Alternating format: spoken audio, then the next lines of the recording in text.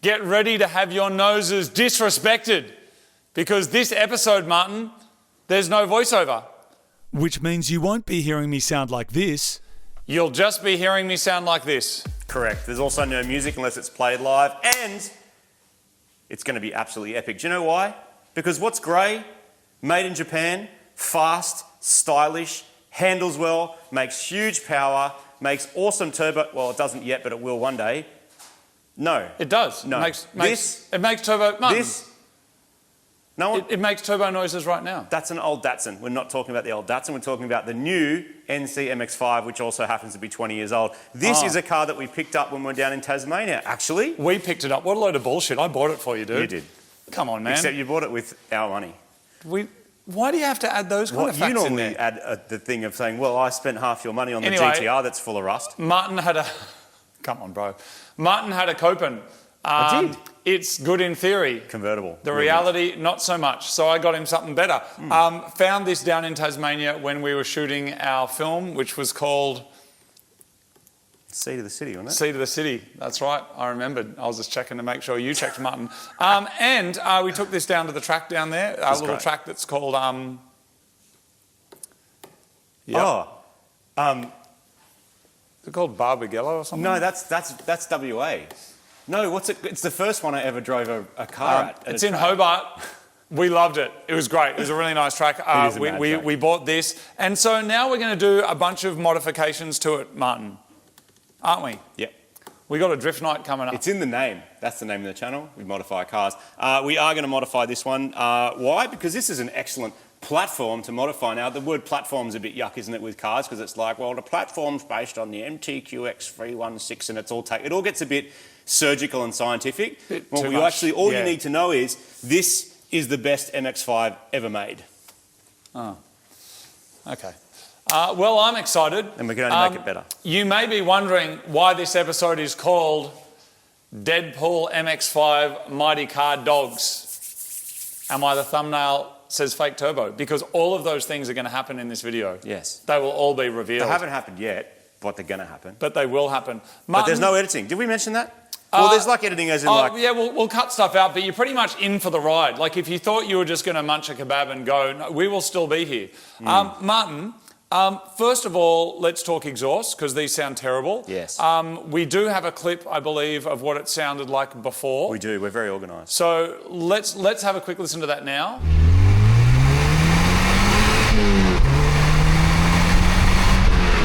So that's what it sounded like. But later on, once we change that, we'll give you another listen. Now, some people, Martin, particularly in the United States of what is going on over there, maybe think, because they can get away with all sorts of crazy road rules, would just be doing a straight pipe out the side or out the bonnet.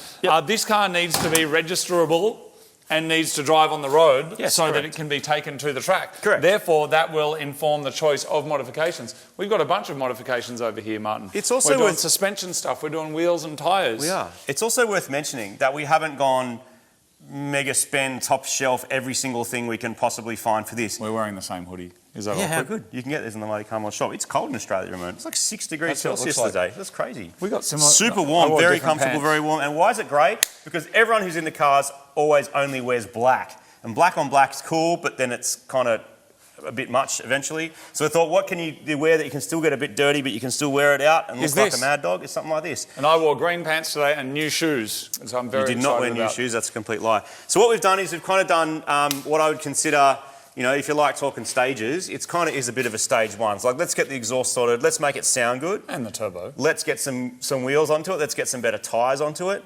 And the turbo. Your turbo? You organise the turbo. The turbo. I've bought a turbo. Did you buy a turbo? Yeah. I don't think the turbo's happening today unless your turbo will fit today. I don't think my turbo will fit today. Mine will fit today. Okay. Martin's doing something weird with his forcedness of the inductionness, which is going to be That good. won't happen this ep, but it will happen. It's on its way from far off land. Did we want to show or talk about any of the modifications that are going on? Because we're also professional enough to get some shots of those, and I can just chuck some music on and we have a listen, have a look. You can't chuck music on. It's against the rules. Oh, okay. You only put music on if you can make it live. Oh yeah, I can do that. I'm pre-organised. Do we do that now? Yeah. No, and like as you talk, that's a good idea. I'll make the music, and then we can have shots over your talking of the things. That's a good idea. I'm using my Critter and Guitari synth for this. Are you ready? How good? Just quietly. How good? So I was saying quietly so he doesn't hear. How good is this? Like, look at that, 400 and something kilowatts. It actually made 425, I think, peaked out on the dyno. Scotty was a bit cheeky and just played with the ignition timing a bit after we left. Are you ready? Yeah, let's go. Okay, go.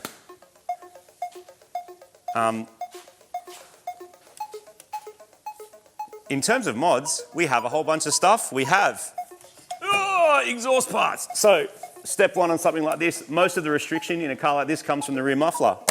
Not anymore. This is a reasonably affordable way to get a nice, shiny, good sounding muffler on the back of the NC and unlock the epic sounds from that particular little car. We also have suspension.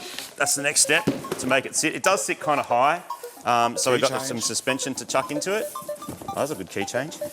We do have some springs that we're going to put in as well. So this I'm going to keep doing key changes every time you talk about new things. Are you talking about new things? Spring suspension. No, not yet. Go back. Can you go back? Thank you. So this is lowering springs, so we're going to keep the original shocks. This has low Ks, so it's likely the shocks are actually fine for our purposes. Should you go coilovers? Maybe, if you want to spend more money. This is a more affordable way of doing it. About $500 for a set of springs, Aussie, which is like 285 American dollar bucks. What else do we have here? We've got some handling mods as well. Huge bang for buck, especially for a car that is all about handling and is excellent at track days. You don't need heaps of power in an MX5 to have a good time at a track day.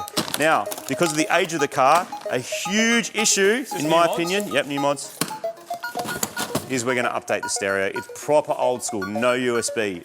I don't think it even has Bluetooth. Maybe it's got Bluetooth, just. It is an old car. So this will help us update. We've got a basic head unit that does CarPlay. It'll plug in, and we've also got some adapter parts so that we don't have to go and solder everything together. These are relatively cheap, like 20 bucks or something, so it saves you a lot of time. On top of that, we also have, that's getting to the exciting bit. So if we go over here, this one I'm pretty excited about. Here we have some new wheels. Oh. So these are 17s, same as factory size because you have reasonably limited sizing to still fit under the guards and not scrub. Again, this is a car that you want to be able to take to the track and completely thrash it around the place without worrying about scrubbing and having a bad time. You can go bigger if you want the looks and not going to track it, but we are. We've also got some BF Goodrich Phenoms, G-Force Phenoms. These are an excellent and affordable tyre as well, which is a good starting point too if you want to have a tyre that's good on the street, a bit aggressive so you can still have some fun with it and quite grippy. These will bolt straight on. This particular spec, I believe 17 by 8? Yeah, almost certain 17 by 8, and an offset, quite offset friendly for this particular car. They've already been mounted. And that's all the mods. That's what we're going to do. We've also got some bracing, and we're going to give it a service. More? Yeah, some other basic stuff. Intake as well, make it sound a bit better, keep the factory airbox. We've got wheel nuts to make it fit with those wheels. And finally, we also have braided brake lines because quite good brakes on these things anyway. You can get big upgrade kits, but actually they're pretty good. It's not that heavy and it stops quite well, but it's always a good idea to chuck some brake lines at it for two reasons. One, because the original ones have been on there for ages. They do get old, they're rubber. Turn that knob to the right very slowly. Keep going, keep going.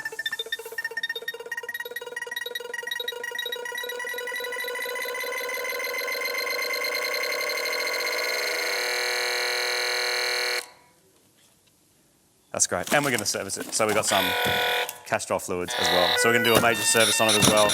Make sure the fluids are good to go. And that is what we're dealing with today, people. This is a good starting point for just about any car if you get something like this. I think the total spend on mods, including like wheels, tyres, stereo, a couple of $1,000. So pretty reasonable actually for what it unlocks. It'll sound better. It should go a little bit better. We're not going to worry about ECUs or adding boost or anything today, but it will absolutely grip better with all these handling mods, particularly because they are an inexpensive way of improving it. One correction to make, Martin. You said we're not worrying about ECUs and boost today. Half of that's correct. We're not worrying about the ECU today. You're adding boost because I'm not. Yep. My boost we have bought two turbochargers for it. My boost is in a box. I'm going to be attempting to install one of them today. Really? That's exciting. Doorbell cutaway. Doorbell cutaway. Go away! Anyway, so yeah, we've got stuff to service it. That's pretty much what we're going to do. A couple of grand, it's going to be a good thing. Awesome car. Very keen. Disrespected nose means you're coming with us. What are you going to start on? Martin, we're going to put it on the hoist. We're going to pull all the wheels off. We're going to throw them in the bin. That was an edit. That's okay. Wasn't it? That one's allowed. We're going to throw them in the bin. There's another edit. Yep. We're allowed to do that. Yep. Martin, we're going to take the wheels off. Yep. We're going to remove the suspension. Yep. I'm going to take the exhaust off. Yep. I'm going to throw that in the bin. There's an edit. Yeah, but that's like your favourite one, so it's fair. Not my You're allowed favourite to pick one favourite edit. And I'm going to pick one as well, and it's this one. Ready? Plus, today, hang with us because we're going to be. We've got a whole new series coming out. Oh yeah. We've been like. I'll show you what we've been doing. I'll show you. This is Watch also this. while we were GTRing. Watch this. I'll show you what we've been. You're a GTR, right? You be the GTR, right? And What I'm down here. am I? Are you ready? Old and look like a Datsun? Hello. I'm sneaking under here now. You've been playing with the GTR, but at the same time, hello. We've been sneaking some other things. You know what I'm saying? It's quite warm in here, Martin. Yeah, it should be. Hello. It's a good hoodie. Can we, no, don't touch my anus. I'm not touching your That's anus. not fair. I'm trying to touch your Why are thing. you covering your... Don't do that. What do you Why mean? are you doing that? Because, Why are you scared? Because I'm cold, Hey, man. man, It's now like you're 6 wasting the degrees. internet. Why are you Stop. on my foot? I'm not... Why are you on my foot? Martin, Your shoes don't have enough grip because it's the Stop. old shoes. Can we please... You need to read your new shoes I got you. I'm trying... Martin, What? just listen for Why a did you second. step on my foot? Just stop being Actually, awkward. I know why you stepped on my foot. Martin, stop. I know that move. Stop it. Yep. Just stop being awkward for 1 minute. You got me stopping. Okay, listen. Number one, it smells pretty good in here. Thank you. I put deodorant on. Did you? Didn't think so. Next question. Go. No, Martin. Let's put the car on the hoist and do some mods. That's what you just said. Why are you on my foot? Because I was trying to demonstrate in a way of physicality of while you look like a GTR, there's sneaky things happening underneath your It's shirt. not sneaky. We were filming heaps of stuff the whole time. But as we went around Australia, heaps of people saw us. Oh, a lot of people saw us. So there's no use Australia. hiding under here. You know what I'm saying? So wait, are you Australia? No. No, you're us, and my jumper is Australia, and we were inside Australia. Is that what you mean? Yeah. And warm, Smells good. and it smelt good. Most of Australia Is smells that good. your nipple? Okay. What I was trying to suggest was that while there's things happening under the hood, under the hoodie, Oh, the hood. yeah, but that's what we call it in Australia. Right. Under the hood, that there's secret things happening under the hood. You know what I'm saying, Go Martin? the other way. We're not going to fit. Yeah, that's because you've got to give it the other hand down. Hey, do you ever use that thing when you're backing up, like left hand down, right hand down? It's quite clever. Yeah. Because the person outside is doing the translation, you know what I mean? Because if you say turn left, but you're backwards and this way, and you go left, it could be opposite. I know when you're I like that reversing system. a trailer, if you turn towards what's in your mirror, it'll go away. Oh, I've never considered that. Yeah. So if you look in this mirror and there's something in it, Yeah. and you turn that way, Yeah, which is the wrong way for what we want to do right now. then, or is it the opposite? As you go like this, it's out there, and Yeah. as you turn this way, as you turn... Have you seen those? No, you turn towards the thing in your mirror for more of it. Do you Aren't know? you glad you joined us? Let's have you go, seen Martin. those? This is an Australian thing. Has anyone seen road trains before? Yeah, I road saw one trains. They're a yesterday thing- getting loaded with cows. They're a thing in Australia, road trains, where it's like a prime mover, which is what you call the bit at the front, and then it's got like multiple trailers. And so it ends up looking like a train Full on of the road. cows. And they have them that go through the outback. And it always shocks me that one prime mover, swing it hard, right hand down, there you go. It always shocks me that one prime mover can drag that much stuff. Yeah, that's and what they they take call like the road train. a kilometre to get up to speed or something and a kilometre to stop. All right, we can probably come forward a little bit. I tried to overtake one Are we when I too was in the close middle on of your Australia. side? Do we need to come forward? Or is it all right? What? No, we're all right. Cool. No, it's good. Yeah, anyway, so I was looking at a road train the other day, and then I was quite impressed with the people driving it. But you know what else is impressive? There's another thing called mud carting. Do you know about mud carting? Is that a... You're in for a whole day of this, dude, so just be ready for it. Oh, but mud carting is like when you drive one of the trucks that they excavate like dirt into. So you're carting mud away from a construction site or whatever. And they normally have trailers, and to dump it out, if you have the truck with a tipper, but it's got a trailer behind it, where's all the dirt going to go? trucks now? Yeah, it's going to go onto the trailer. Okay. So the trailer actually tips as well, which is mad, right? So you tip the trailer out, but then you have to do this hectic reversal move to then be able to tip the main bit. It's like it's really cool to watch, man. You should try and do it one day if you get a chance. Where'd you put the arm? Under the lifting point bit? Yeah. Or should we go in? What? Can we go into the suspension at the front? Yeah. That mount. Go in a little bit. Back looks good. Still reminds me of bagpipes every time. Yeah, man. I was trying to think of like other. like other mad Aussie songs, but they don't have bagpipes in them that sound like a hoist. John Farnham can sing, man. Is that the best Australian song of all time? It's definitely one of the most iconic, isn't it? So best arguable, because someone will go, the classical concerto in C by John Glass that was written in 1956, that's the best song. Yeah. Music, piece, music, whatever. Yeah, no. Do you think that kind of music's relevant still? Historically, yes. But I mean, it's like people that do martial arts. They go, I'm going to learn the way of the something or other warrior that uses the special hook stick and shell thing from a turtle. And no one actually carries those things with them. So it's interesting historically, but it's not interesting in a way to actually save your ass. except, here's the thing, when you go to a martial arts class, it's full of people of all ages, right? Yeah. When you go to a symphony or a ballet or something, white hair. And older people, yeah. So I wonder if it's like generations who grew up on YouTube and TikTok are going to be like, well, when I turn 60, I'm going to suddenly like going to the symphony. Like, is that actually going to be a thing? No, I reckon they only like it because they liked it when they were kids. You know what I mean? Like, because they were young, they were exposed to it. Because they had no jukeboxes, dude. They like back in the day, you had to go to see Shakespeare if you wanted to see music. I reckon that change is like accelerated quicker than that's what's coming. That's going to really blow people's minds. Then again, especially in Australia, particularly any events, like any event is sold out. Is it like that in other parts of the world? I don't know. Because here, if there's like a show on of pretty much anything, unless it's really not well done, we'll pretty much just sell the whole time. Like when a concert, like an artist comes here, like a rapper or a big artist from the States, sold out. Yeah. Almost always. I have some interesting questions for you today, Martin. You do? Who puts their rattle gun on one ever? There we go. That's what I'm talking about. I've had multiple experiences where this big rattle gun has cracked stuff that other guns can't. I'm going to segue, Martin. Nuts on the wall, like walnuts. Okay. I'm going to segue very quickly. What do you call nuts on? No, don't do that one. You've done that one before. I'm going to segue very quickly. Come with me for a second over here. So Ryobi, we recently did the XR8 drift build and they sponsored the build. We said, you know what would be cool is to give somebody basically all of the tools that we used to make that car. They said yes. They sent us this pallet.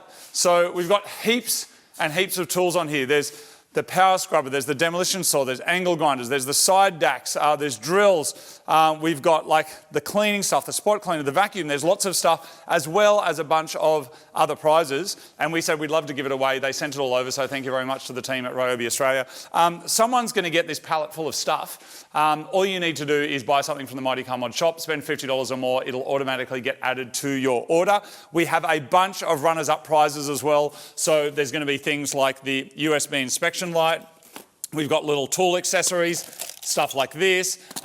There is so much there as well. And if you don't get some of that stuff, you're definitely going to get something from the Mighty Car Mod shop anyway. So it's one of those occasions where every single person will get something. We'll put a link down below, but someone's going to get all of that. A whole bunch of you are going to get other cool stuff as well.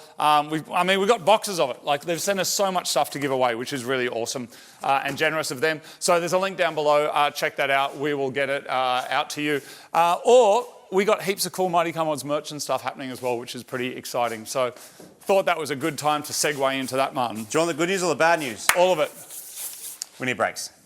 Okay. They're okay, but again, car you're going to take to the track. If you're just going to daily it, you go, okay, I've got another 5,000 Ks, but track driving is not the same thing. Okay. So at unexpected expenses, we're probably going to have to buy rotors and pads. Well, it's a question of, because we're planning on taking this to wet skid pan in 2 days' time, whether you need it for that. And whether you want to do it now. I think what I'll do is just see if anyone local's got them, price them, and if it's not ridiculous, get some. Because again, you're going to do them anyway at some point. While it's all apart, you can maybe do it now. But so that may or may not happen today. Look at the suspension on this, man. Like, this is interesting.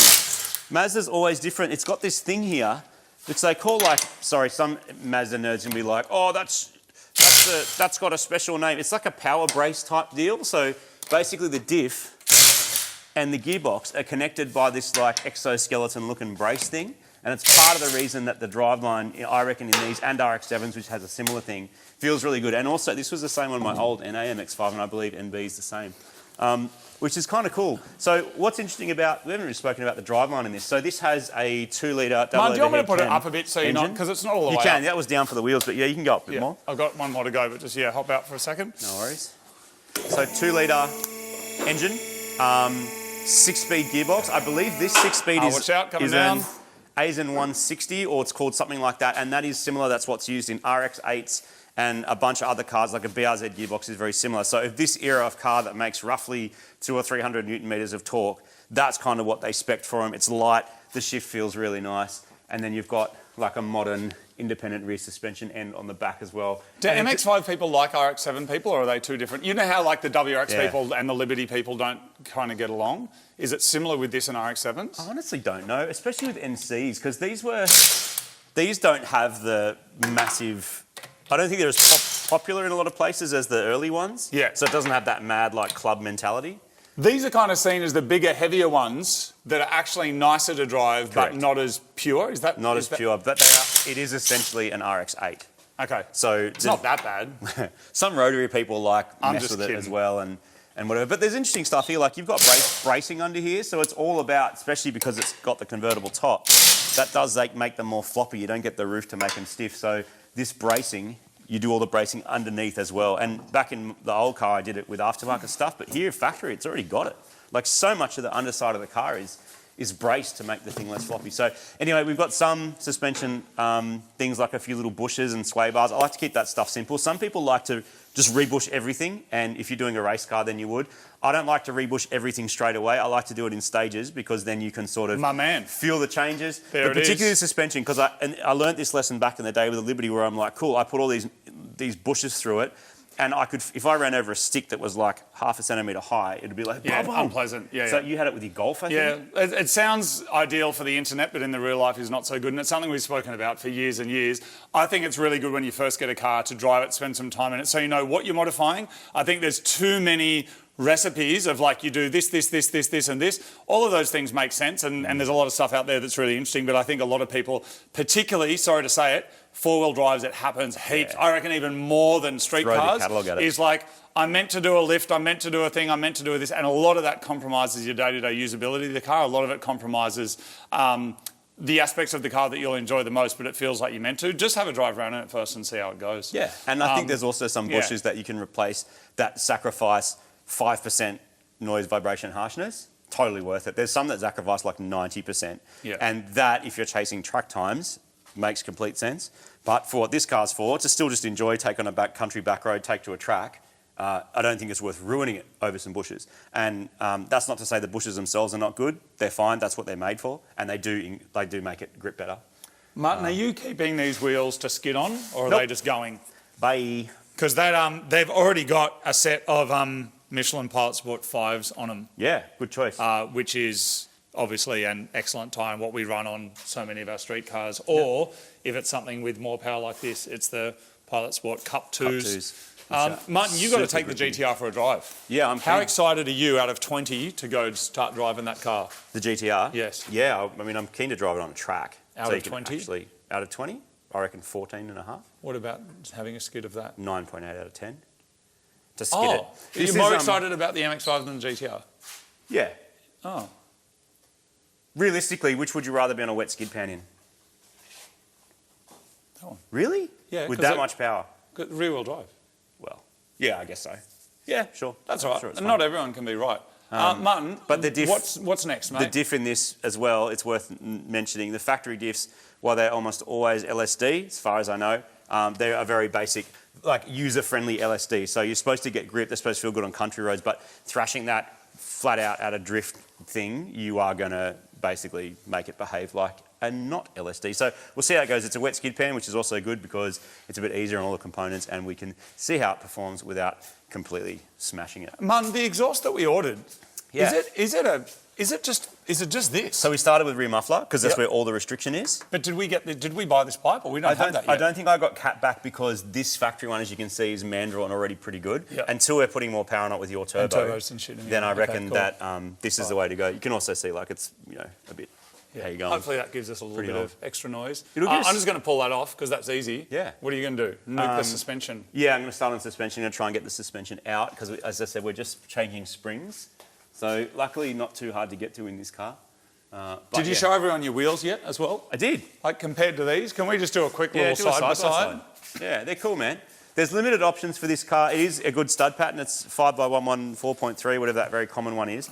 But if you go bigger than 17s and you go too wide, starts to scrub. And also you want to keep light. Like these are also very light wheels, which is definitely a thing on MX5. You don't have a lot of power to overcome that. That's a good amount of sidewall as well, isn't it? I figured this is a wheel design that you'd kind of like too, right? Yeah, I think it looks kind of nice and spokey. Yeah, I don't These like are not the caps. that bad compared to, you know how cars these days have that kind of diamond cut filth? Correct. These actually don't look too, like I actually don't mind that. It's not bad but, for a but factory that is better. I don't like how they put, like, these should just be simpler on wheels. I don't know why everyone loves to have these bulbous looking funny cap things, but yeah, it's a good wheel, man, and it's nice and light. That is a huge thing on MX5. Yeah. There's no point putting massively heavy ones on there and, you know, taking away all the power that you don't have. So I'm going to start undoing a bunch of stuff, but I did notice this car has like little weird mollusky things. Like what, I don't even know what it is. It looks like a sea creature, like sitting on the shaft. We're going to find out at some point what that is. It actually looks like something growing.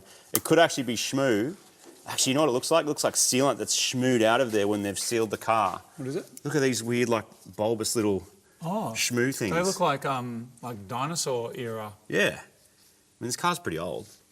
But anyway, so because I know it looks like we are going to be able to put brakes on it, so either way I'm going to pull the calipers off because we're replacing the lines. I do have these cool little things, actually, which I haven't had a chance to use before.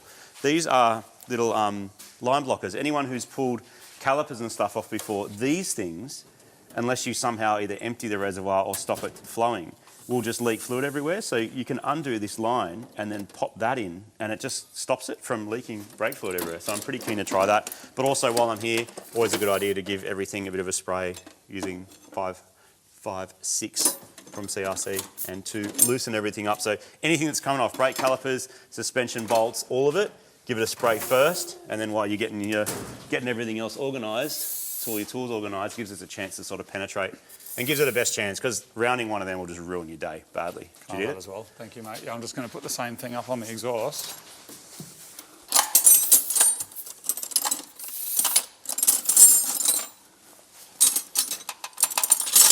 I'll leave that out. They actually sent us a whole cupboard, and Martin, because Martin has some Careful. special aspects to his personality, which I really appreciate. Yeah. Is this, I'll show you this first. So this is all the good stuff. This is fine. This is all the CRC things. But what we're really looking at is what's in here. So that there is... that's what it needs to look Martin's like. printed that out to make sure that it looks like that. That's a good idea though, because then you can... It's a good idea. No, I said it's a special part of your personality that I appreciate. But this is because of the whole formative idea of what Super Garage is, right? Yeah, which is for lots of people to thrash come and not and be able put to anything use back this space ever in the right place, and so when you go to use it, it's not there. Anyone who's shared a garage or a workshop knows what I'm talking about. But this is pretty cool though, because there's such a large range of stuff that we can use, and no doubt today we'll be diving into. And we've already made our way through some of it already, just in the last couple of months. Yeah. Awesome to have this as well.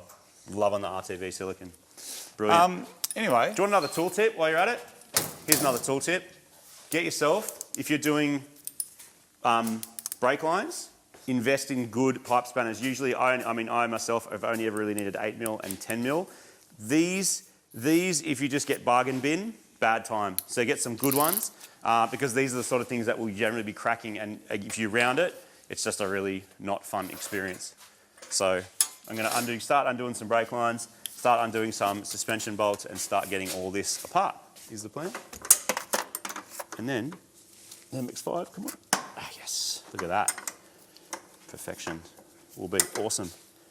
Also, with a car of this era, it's kind of like 10mm, 12, 14. If you put them on a DAC and have a few spanners, it's like all you're going to need.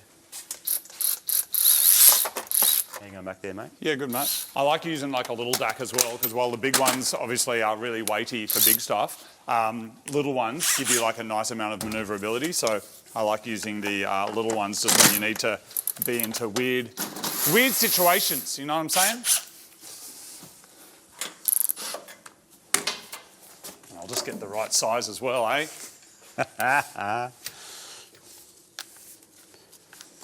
So, Martin, I had to listen to your pizza podcast the other day. Yeah, that was cool. That was pretty good.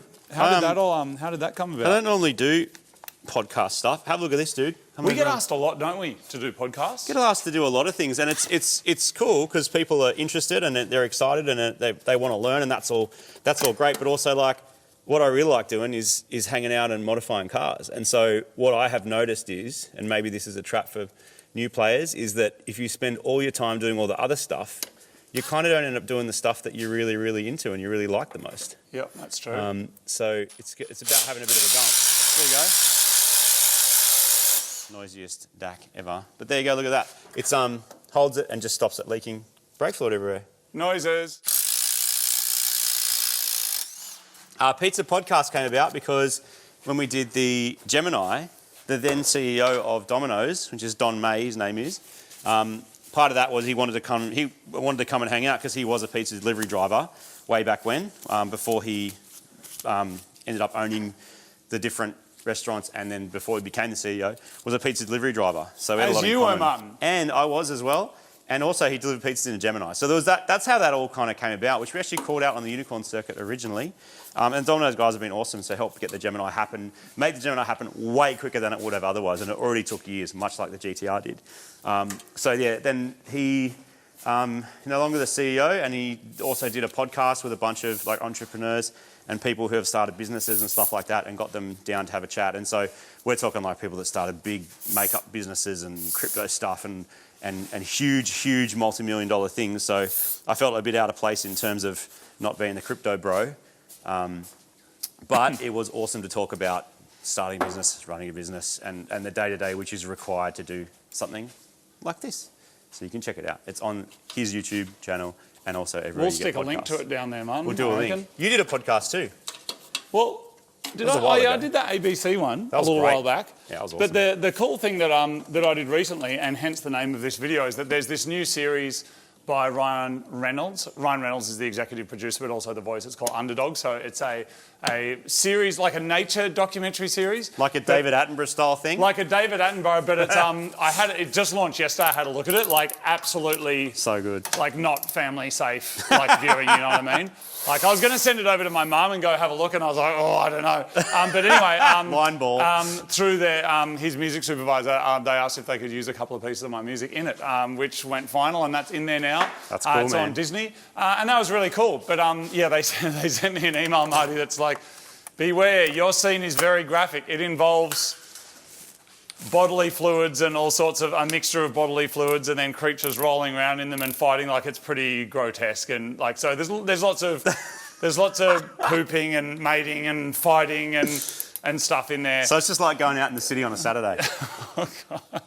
Anyway, it's worth a look. It actually looks pretty good. That sounds excellent. But anyway, they used some of the music, and I was like stoked, and that's why the Deadpool's on our thumbnail, because we're like, that's cool. How does that normally work? Because in TV world, like, there's people use temp music, right? Like, I mean, I'll speak for myself, completely spoiled, because this guy has done hundreds of pieces of music over the years when we're putting together episodes. So a couple of us will work on editing it. Me and my friend here will finish it, and put music into that sort of stuff. And so there's a library of hundreds of pieces of music. That's We've just actually what does this feel like? now, This feels like it needs some rock in it, and then you just drag that. Absolutely spoiled rotten with that sort of thing, because it's excellent. But in TV world, that works a bit differently, right? Yeah. Martin, could you grab this exhaust for me, please? Yes. I'm using my incredible exhaust hanger removal tool. Oh, sick. And I heard about this from, I think his name's Humble Mechanic. Oh, yeah. YouTuber who does... I'll Golfs. just grab the other side. He does golfs, golfs, and he has a big beard. Beardy. Anyway, I saw him using one. Beardy I was like, golf guy. That's great. Beardy golf guy. Yeah, so sometimes you're writing music like scratch. So like the Netflix series Tales by Light, I was the composer for that series, so I'm writing the music from scratch. They're kind of literally saying, that should be off. My side just needs a little bit more of a pokey doke, but it should fall out after yours does. We're just going to have to twist it off or pull it off this pipe. But if I hang on, I'll grab the big... Oh, did you grab the little bit and then it came off? Yeah, there we go. Oh, look at that. Sweet. Hey, Martin, can I use my edit again? Can I have an edit credit? Yeah, you can have an edit credit. All right, this piece is going... in the bin. Yeah, so sometimes you're writing music custom, and it's literally That's been most of my career. They're like, we want a piece of music that sounds like this or feels like that, so you do it. Other times, people will lay music into the edit and then go, oh, this actually sounds really good, and that was what happened in this case. I believe, one of the editors is a fan of the show and laid some music in, and then they sent me over an agreement asking if they could use it, and I was like, absolutely use it. Then they sent an email saying what was going to be happening on screen, and I thought, I don't know if that's something that you can actually share around. Dude, there's stuff. Have you seen it? I had a look at the scene last night. There's stuff spraying across the screen, like it's full. But what about the bit in the Ryan Reynolds thing you're talking about?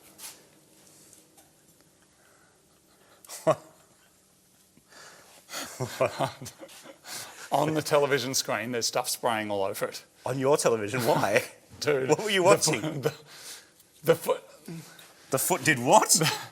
I mean, we've guilty of having some feet and some stuff. Mutton. May or may not a foot will show up today. Okay, it was filmed. The Who footage filmed of the stuff spraying is being filmed. You filmed it? Dude, on the documentary, Did you it's play animals. it to your own TV? What are you talking about? The point is, the music Why that are they you going used... red? No, Are because... you embarrassed? No, I'm not embarrassed. I'm proud of it. The footage... So was the music like... Yeah. It was. It was kind of funky. Did you draw inspiration from your very first music job? Because I remember what that was. It was a piece of music from Turbos and Temples 1. Oh. And they used it. Dung-dung-dung-dung. Oh, yeah, I know the song. Dung-dung-dung-dung. Yep, they used that. What and are we meanwhile, doing? there's a shot of something. I'm going to call it there's a shampoo bottle just emptying itself all over itself.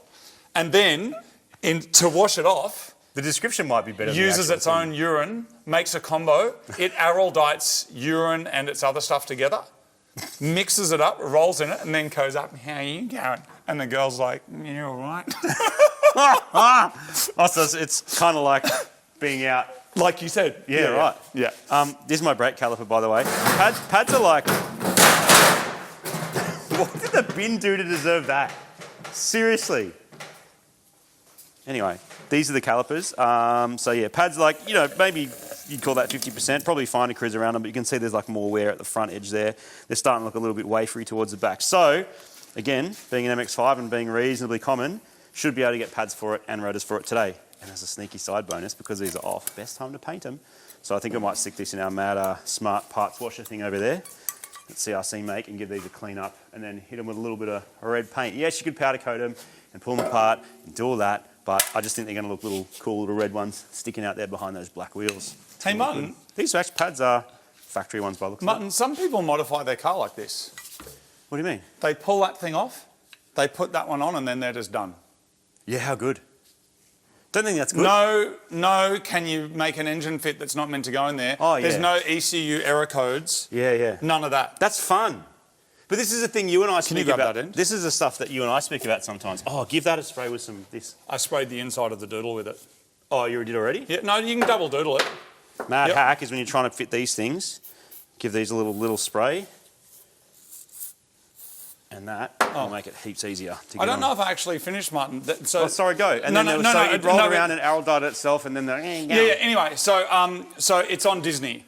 And so my Really? music's on Disney. The family streaming. Yes. Okay, good. And Ryan families. Reynolds was the executive producer of it, and also he voiced it as well. Right. And it's pretty foul. Like it's pretty like I felt a little awkward afterwards. Oh, really? Yeah. You go your side in first. Is that in? Yeah, that's in. How's yours? Did you really spray these ones? Yeah. Man, they're tight as. That could be the me narrating it, couldn't it? What's that? What I just said. I don't know. Could be the narration I don't to really it. know what's going on. Maybe I should get a gig narrating one of those. Have you ever narrated something? I don't know. Have I? I know 1,000 Mighty Mods videos. Yeah, probably 1,000. Well, over 1,000 now, Did isn't that it? go in? Yeah, we're over 1,000, aren't we? Oh, I think. Between the two channels, because that's the thing. Like sometimes people go, "You got 3 million subscribers," and you can either go, "That's It's going to hit 4 soon. It's going to hit 4 hit soon. 4. Hit the pretty thing. Martin, I met a guy this morning. That looks great. That does look good. I think it's going to sound good too. I met a guy this morning, lovely bloke. Yep.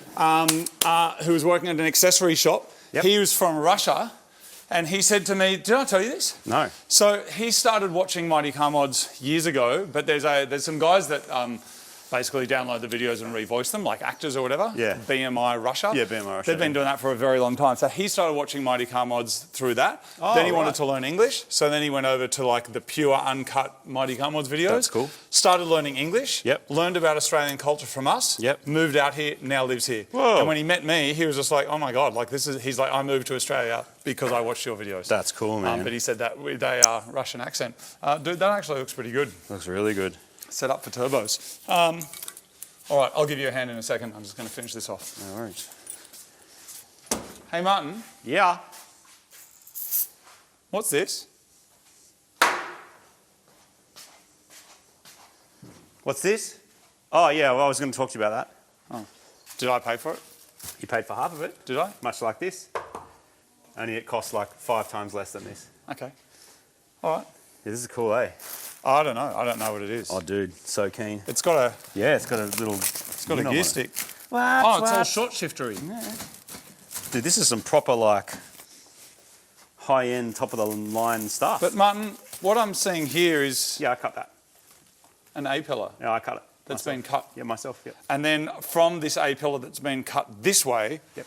I'm seeing the front part of a car that's been cut. Do you remember when you were in Japan getting a turbo? So I call this a front cut. Yes. Do you remember when, and this is not really much of a thing anymore as it used to be. Do you remember when you were in Japan getting the turbo for the WRX? I do. Around that time, I was also in Japan Yes. with a couple of mates, and we were just hanging out, and then I had an idea. Okay. And I called up Robbo, and I said, hey, Rob, do you reckon we could... I'm trying to do the beat while talking. So, All right. So you can save yourself some time in the edit. Yeah. And Robbo went, absolutely, because Robbo is the best. What's in there? I don't know.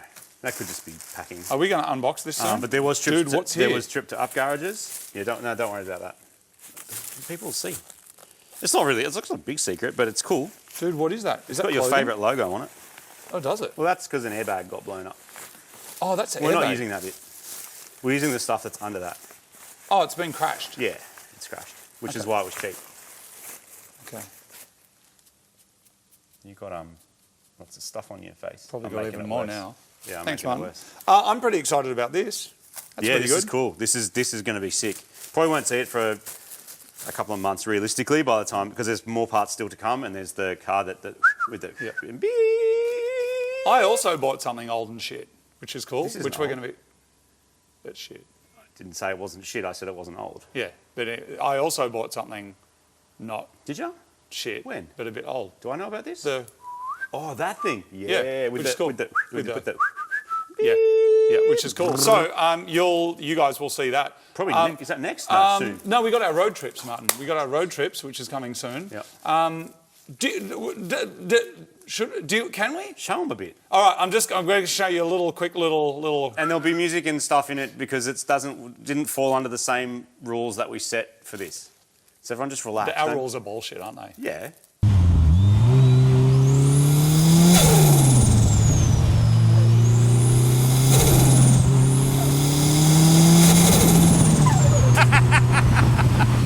We should still stick to it. But Martin, before I want to have a conversation about one thing very quickly. Oh, we need to have a conversation about this as well. And it's whether these bolts are going to fit in the exhaust. What have you got there? Can we talk about this for a second? Yeah, we spoke about that briefly last episode. While you do that, I'm just checking these bolt lengths. So you have a chat about that, mate. So that bit of plastic. So on a Subaru, you could get a set of these for maybe like $100 or $50, $200. It's a set of side skirts, and this is just the front bit that's been painted, and this is one that hasn't been painted. I'm just showing you both because I can.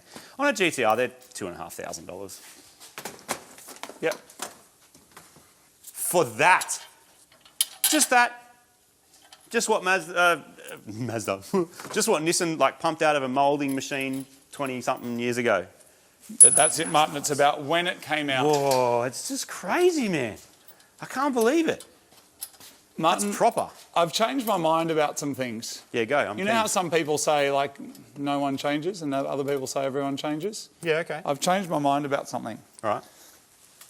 I'm good with it. Now, Martin, what's your feeling about when a car has a capability, but then they program out the capability and it's mechanically in there, but for money you have to unlock it? Oh, so basically all the European cars, all the European manufacturers being dicks about it, because that's what they do, right? Well, Don't you get seat heaters or something in a Beamer? Wasn't that a thing? Well, They're starting to do it with technology, Martin. And you might have heard about these cameras, right?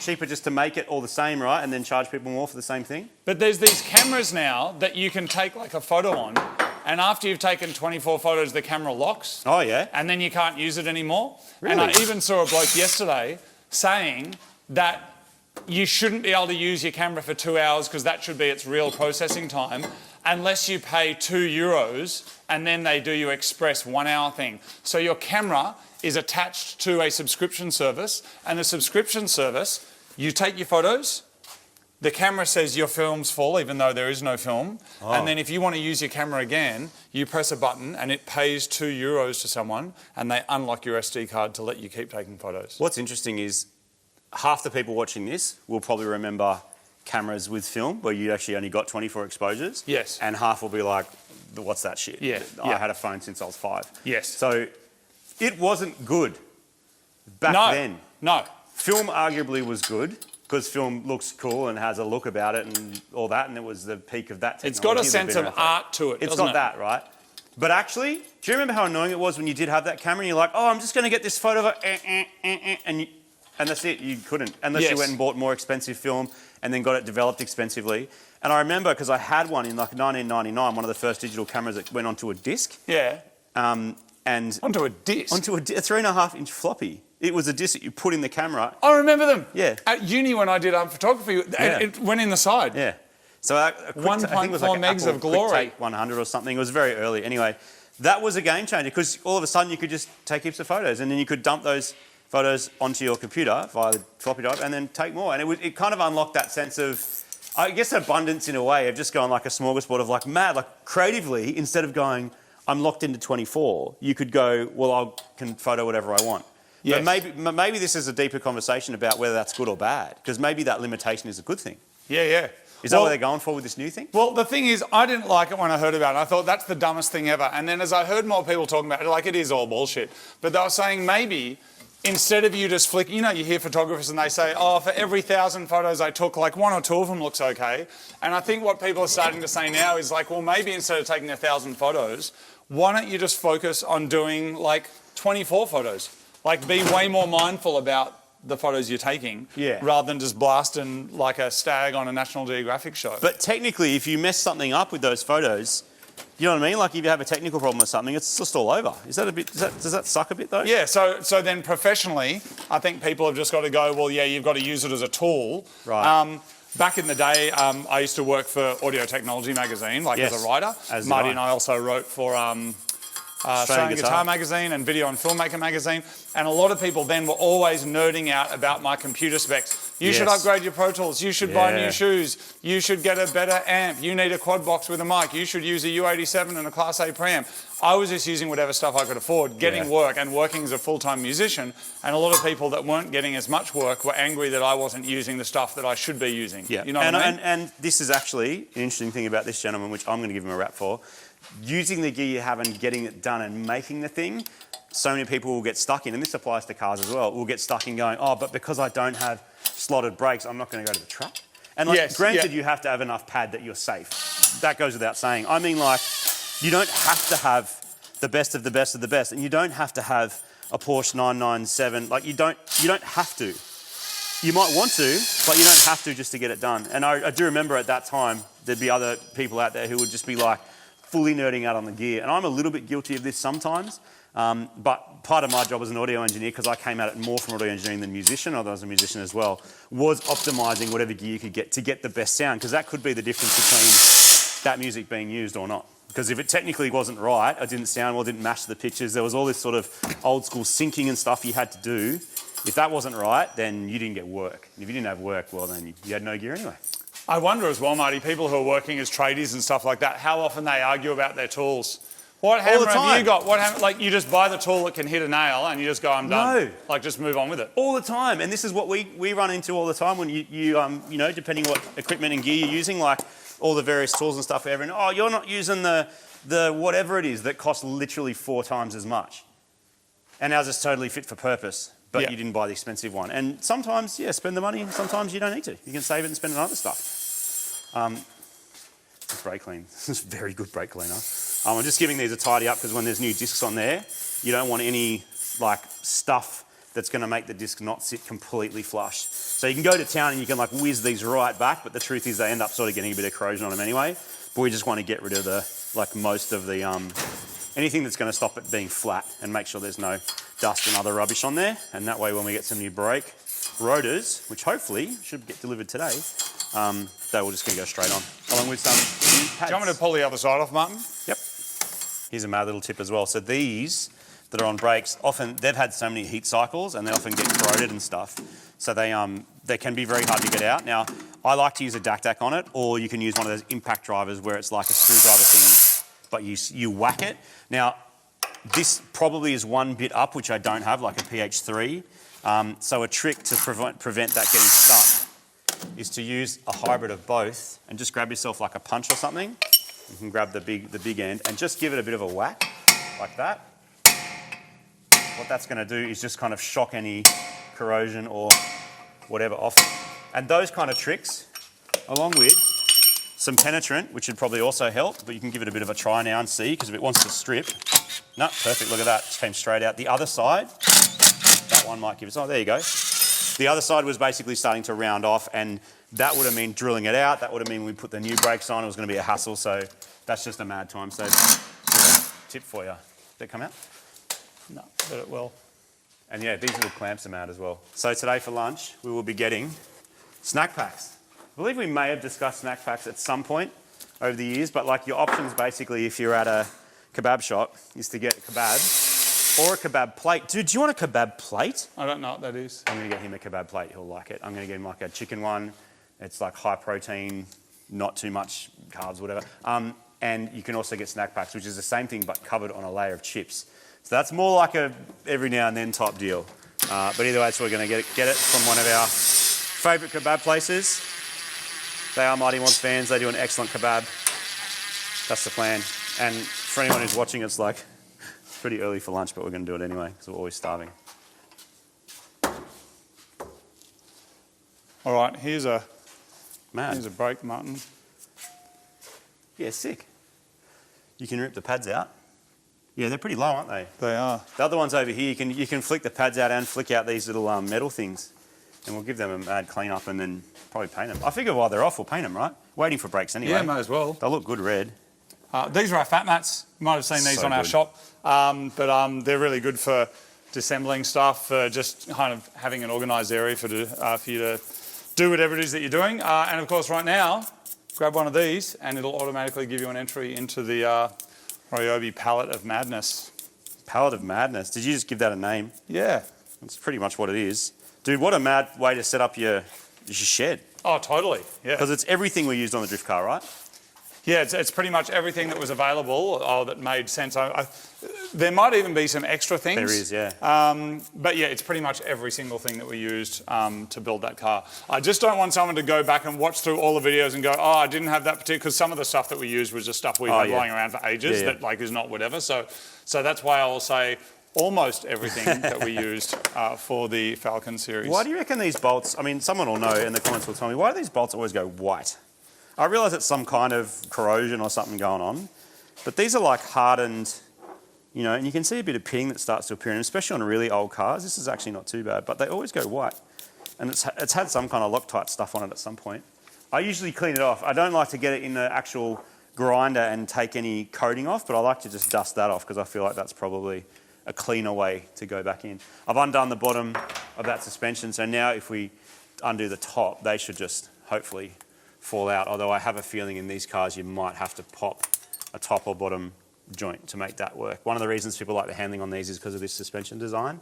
I think it's double wishbone, maybe it's called, I'm not sure. You're sounding like a real MX5 owner at the moment, dude. Because I'm just spitting facts about MX5. No, I mean, it's cool. Some people are here for that. No, some like people have these and I'm like here them. for it. It's just, it's a bit weird. It's not really that weird. Anyway, and they've got light arms, so alloy arms top and bottom. So light suspension and light wheels generally makes the car feel, and this is, like we spoke to the guy who designed the ND MX5, these are about fun. This is not just about track times. These not just about fun, Martin.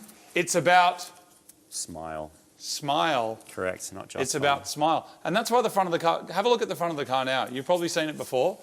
The front of the car looks like... Looks happy, doesn't it? A smiling person. Yeah, it does look happy. Are you going to paint these red? Yeah. Okay. That's the right answer, Martin. Order some snack packiness. Another piece of this car, Martin, that's ready for it's ready for what, Martin? It's ready to go? Go on, do it. Say the meme. I don't need to. Go Why are you on. making the noise? Why are you licking your lips when you do it? What? Why are you doing that for? You've been watching too much of that doco. Are you going to... This is the microphone. No, that's a hammer. Okay, I'll just edit it in myself. In the bin. There you go.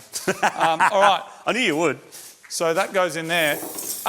As we pass this Old Datsun. incredible vehicle... Old Datsun. Incredible vehicle. So recently I took this out to Sydney Motorsport Park. Thank you very much to Driving Solutions for letting me jump in on one of their sessions. So they do lots of different events out there at Sydney Motorsport Park, and we called them basically with a day's notice and said, can we come out and do some filming? And very kindly they said, yes, you can jump in. So if you're in Sydney and you want to drive your car, check out Driving Solutions, check out Sydney Motorsport Park. Anyway, so I took it for a couple of laps, and the question that I have been asked the most is, how does 400 kilowatts in an R32 GTR field compared to 330 kilowatts in my 240Z. I am surprised to tell you this, the 240Z feels faster. I don't know if it's just a weight situation or if it's a turbo, having a single turbo, which means the way it comes on, even though we recently modernised the turbo, it feels quicker. Obviously this does feel very quick, and you probably saw like when it's going down the straight, it was easily keeping up with some kind of, I was going to say faster and more expensive cars. They probably cost less and are maybe slower. But yeah, so it comes on really strong, feels great, brakes excellent, handling excellent, but the 240Z has something a little wilder about it, and when it comes on, it really feels like it's throwing you in your seat for longer. There's probably some technical reasons as to why that is the case. And the other thing that I spoke about briefly as well is that we hadn't fully set up the dash yet, so it still had some default settings for the overboost, which is sitting at around 22, and I think this was running like closer to 28. So on the screen, as I was driving, it says overboost. It was not actually overboost. It was just that that had not been changed yet. But a beautiful looking engine bay. Really proud of all of the work that went into this car. Thank you to everybody that bought a poster and helped support the build as well. They are getting shipped out at the moment, so if you did buy one and you don't have it yet, it should be arriving to you soon. And of course we have the signatures of our Japanese guests as well, which was Mr. Carbon Fibre and the gentleman from Nissan. So yeah, it was pretty cool. Pretty cool to kind of get it actually out there on the track and have it. Sorry, are we talking? And have it like fully working. We have a small number of things still to do to the car to complete it. So it's pretty much complete, but there's just a few little kind of fiddly things, but they're nothing that kind of affects how it drives or anything. So that is that. Pretty cool, pretty exciting. So yeah, really enjoyed doing some grip driving in that. And next up is obviously our drift session in Sydney. So we've got a wet skid pan and pretty stoked to get back in the XR8. I'm just as excited about the XR8 drift car as I am Don't say an R32 GTR. Don't say it. I am, in different ways. As excited just about like you can be as excited about ice cream as you can be sushi, depending on how you're feeling. If you've just eaten a whole fish, you probably don't want to eat sushi, you want some ice cream. But if you've eaten a bucket of ice cream, you might want to lick a fish. I never want to lick a fish. Okay. All right, rear caliper is coming off. A bit more complex, this one, because it's got the big handbrake thing in it as well. Just to make sure we do windy things with that. Sometimes you've got to wind them back in. But either way, that can come off since we're going to paint it anyway. Rear rotor can come off. That's got one of those little bolt holes in it. So sometimes you've got to grab a M8 by the looks of it. That's an M10. Grab an M8 bolt, chuck it in like this, and then you can wind the bolt in and it kind of pushes the rotor off. And that will come off. Just like that. There you go. Rear one, solid on the rear of these, interestingly, not vented. It's easy to look at that and go, oh, that's not good for performance, but what I'm sort of realising is that the weight saving also by having these, and these cars just get what they need. It saves the manufacturer money, it saves weight, and it saves complexity. It's not to say a vented upgrade couldn't be a thing, but chances are it's just the car's too light to need massive brakes. Particularly because they're not selling these as track cars, they're selling it as road cars. So there you go. But this can go in the bin because we're going to put new ones on. What springs did you get for this? What's that, sorry? What springs did you get? Springs, just the smallest drop I possibly could, so it should drop at like 25 mil. Noises. Loud. Yeah, 25 mil drop. And because obviously coilovers is the solution if you're going to track it and you want all the adjustability. But in the interest of kind of doing it in stages to understand the car better. Because actually, what I haven't spoken about is Noises. Did it work? Need a big This one. thing drives really, really well. For a stock car, like it's impressive. So I drove it back to back with an old BRZ, a new BRZ, a GR Corolla. Noises. What else? And something else, like a really fancy Mercedes thing. And two-door STI. And it really holds its own. And actually, it was like a kind of a wet track day. And it was brilliant. And it was so communicative, which is what all the journos like to say. But you just really understand what's going on. You can feel what's going on. You can feel how it wants to rotate. The steering feels good. And you've got the fun factor of no roof, which just makes it feel like more of an experience than just cruising around a track, I guess, in a BRZ. But I think BRZs are the current, would you agree that the current 86/BRZ is like the car? Really good. To buy at the moment awesome. if you're going to. But the other car that impressed us a lot recently was a Mini Moke. Oh, yeah. That was cool. That was sick. You'll see some of that soon. Yep. So I guess you'll have to lower this in a second. Jump Yeah, into I'll the boot finish and cleaning undo this. We'll do front and back. A lot of schmutz on here. Probably the original brakes. So in the back here, to get to the rear suspension, it's basically a bunch of these little clips, which amazingly, probably because they're on the inside of the car and not braking. And so I think if we get all of these out, then what we're going to see on the other side of that is access to the top hat. So on there, if there's any more down the bottom. I wonder what those things are from. A couple more on this side. Pop them out. So no doubt you may have an MX5, which is probably why you're watching this video. Do you love it? Do you prefer it to the new fandangled 86s and BRZs? And if so, why? Because people kind of make out that there's like a whole lot of rivalry between them all. I don't know if there really is. But I guess they're in a similar price bracket. And so that makes people feel like there's some similarity, I guess, in interest, but in other ways they do kind of feel like a different style of car to me. But then again, what would I know? You know what I mean? So you can see in there, you can see the top hat. And then this here is not on the driver's side, so maybe that there, because the fuel filler cap is here, it's kind of got this little piece here that's just got some 10 mils on there, so remove this, remove that side, remove this, and then that'll give me access into there. Oh, you got some sound actor. You're getting rid of it. Well, I have to get it out of the way to get the suspension done. Look at this. Oh, wow. Like, really? Like, really? I just want chicken that tastes like real chicken, don't you? Hey, Martin, watch this. No. If what? I need some stuff off there. I can't just, you have to block it and you have to block this and you have to, you know what I mean? Nope. No, I think what we could do, Martin, is let the universe speak for all of us. And by doing that, if I take 10 steps from this bin, yeah, I'll go here, and now if I throw it and it goes in the bin, yeah, that means that sound actors shouldn't be used. Oh, okay. If it goes in the bin, it's proof that in this universe they are required. Okay. Are you ready? Oh. You know what I mean? No? I missed. Yeah, I know. Oh. Yeah, okay. I'll try again. Are you ready? Yep. Oh, half. Half went in, Martin. 50-50, which means they can be on some cars. Far out. That's... Oh, it didn't hit the ground. Didn't hit the ground.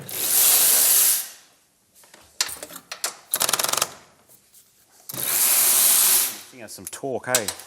Bit of a balance with these things. You don't want them to be so torquey that they like rip your hand off, but you want them to get stuff off cars.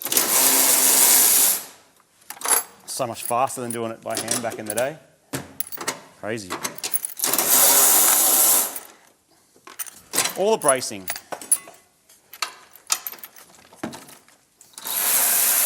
All right, cool. Shocks at the front are undone. So, hopefully, when we jack it up again, we might have to remove one of the arms or pull the arms out and then drop the shock out. I'll show you what I like doing sometimes in our drawer here. This is obviously all of our Tool Pro stuff, Tool Pro box as well.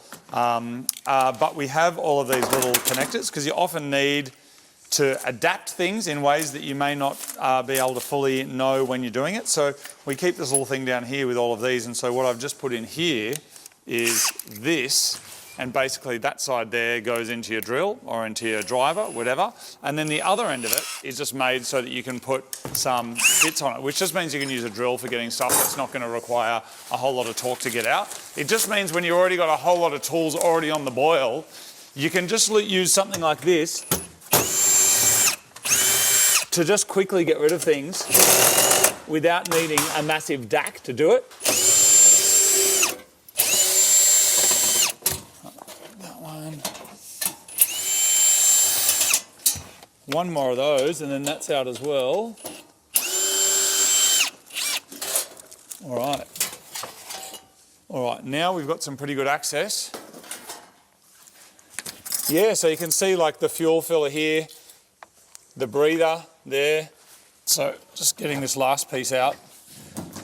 The whole of the inside of this car is full of white powder. Look at this. I have no idea what it is, but look how much there is. Like, what is that? What is it? Maybe they're a GTR owner. Well, that's not a different kind of white powder. Dude, look at it all. Whoa. Like, wait on. Look at that. Like, handfuls of it. Something spilt, right? Has to be. But oh, hang on, it's kind of sprayed everywhere. But it's up. That's mysterious. That's very mysterious. You think to yourself, well, you know, could it have been a bag of flour or something? That's what it looks like. But a bag of flour can't go up there. Yeah. No, it looks like it's had some force behind it. I thought maybe fire extinguisher, like maybe a powder fire extinguisher, but then nothing appears like it's been on fire. These are the mysteries that are presented to us when we do cars. I've never seen anything like it. Neither. Did you get the suspension out? Oh, those bolts there, eh?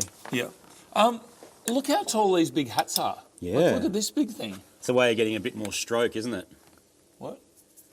With a big head. The big head on the top of the suspension. Big dirtle goes through the hole there and then you get more stroke. Otherwise your shock would have to be a heap shorter. Yeah, more chubby. Yeah. So I think we just undo those 14s and I think there's another one from underneath. Yeah, because it looks like from here that there's only two. Please, at your leisure. The back one might need no extension, maybe.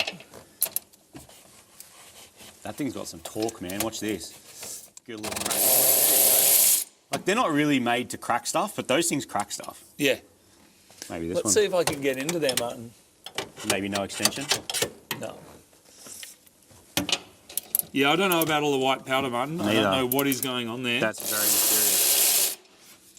What is smell cool either. with doesn't these, have a smell. I don't really want to taste it. Don't do it. Don't taste it. I'm not going to, but it... I'd be interested to know if it has a chemical kind of taste to it or not. I don't think it does look like flour, but you're right. How did it get up there? Unless there's lots of airflow in the back here. Should one of us taste it? No, that's very dangerous.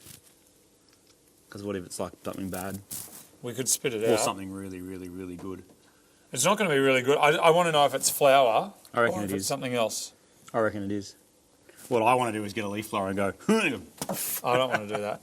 No, that'll suspend it. Let's just... Have you already got some on your finger? I'm not tasting it. What if you just... What if it's like bad stuff, like something you're not supposed to taste? Then we spit it out. Don't swallow it.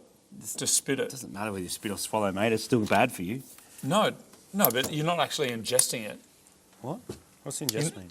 You're not actually swallowing it, taking it into your stomach, into your intestine. I think the aim of the game here is to get the suspension out, isn't it? Oh, why'd you do that for, Mazda? No, we need a little... No, look, we can do this thing. expect that. And I reckon, oh yeah, Oh, stop we're going to get a little one in there. With a shorty. A little one in there. That's what it's all about.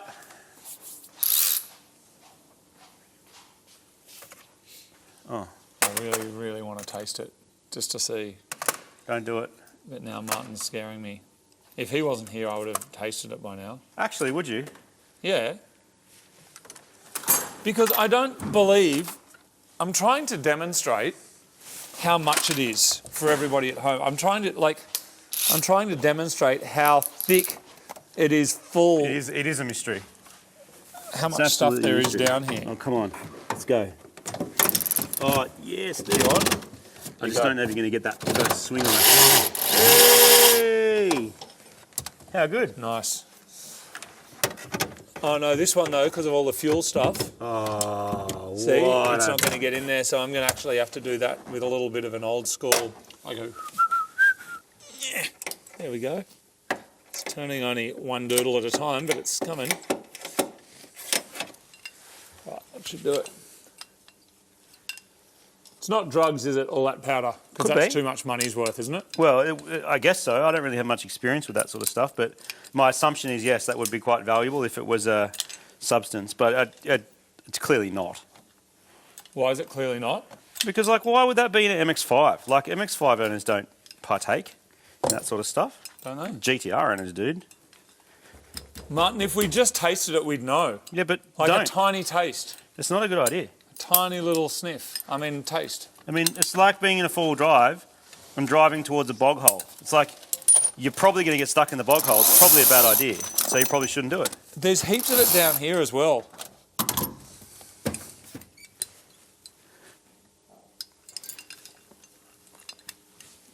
I'm so close. What? Nothing.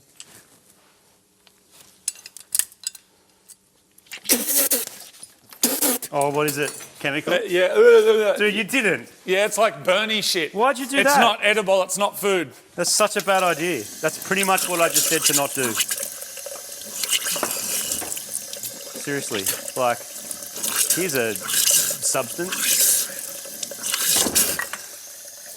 Don't anyone do that. But it's like when you put your mouth on a 9-volt battery. Not that you should do that either. So it's acidic, basically. Yeah, it's like acid. Right. So probably not a good idea then to ingest it. What I'm going to do is take these over to the power washer and clean them. Smart washer is what it's called. It's pretty awesome. Come check this thing out. It's so good. I'm going to clean these up beautifully. I was sure that'd be flour.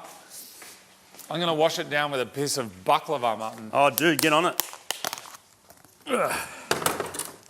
Now, you don't want water getting into your brakes. So I've left these on and I'm going to keep them like far out of the water cleaning stuff. And this is a good first stage. Like you can clean this all up with like thinners and chemicals and stuff as well, being that we're going to paint them. But the washer has that, which is really good. So we can just get in there and start to scrub all this off. Any of the old brake dust and schmutz, get right in there. These are obviously exposed to water where they are in the car. So as long as we're not pumping water into any of the greasy bits, then that'll be perfect. And you'll find you won't need much else on top of this to paint it. A little bit of a scuff will be enough and the paint will stick for ages. Martin, did I win an award? Yeah, didn't you know? No. Yeah, you won, dude, at GTR Festival. Pretty cool. This says 2025 Best Z Chassis. Yeah, man. I knew that we'd won Best Wheels.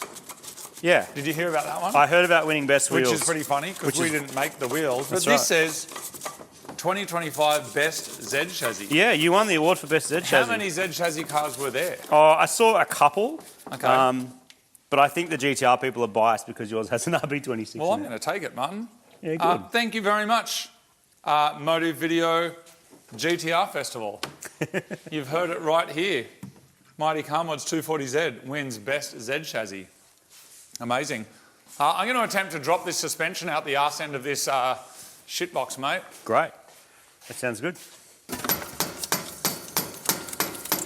I don't know if this is just about to fall out, but I guess we're going to find out together. I could be semi-professional and get Marty to hold it. Are you busy? Yeah. What? Nothing.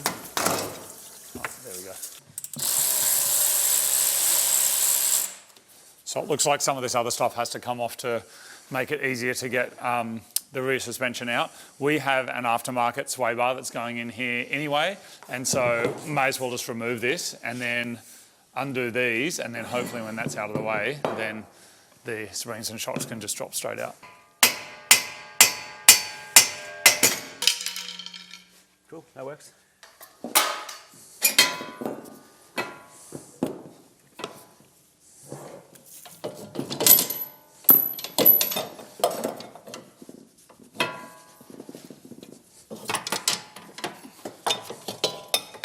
There we go. I'm sure there's a YouTube video or a how-to on how to do that we probably should have had a look at. Ow. All right, hopefully that is then also this one out. It's going to be fun getting it back in, Martin. Well, you got stitched up with the fun job, and I'm doing the job of making these brake calipers look pretty. Sorry, what?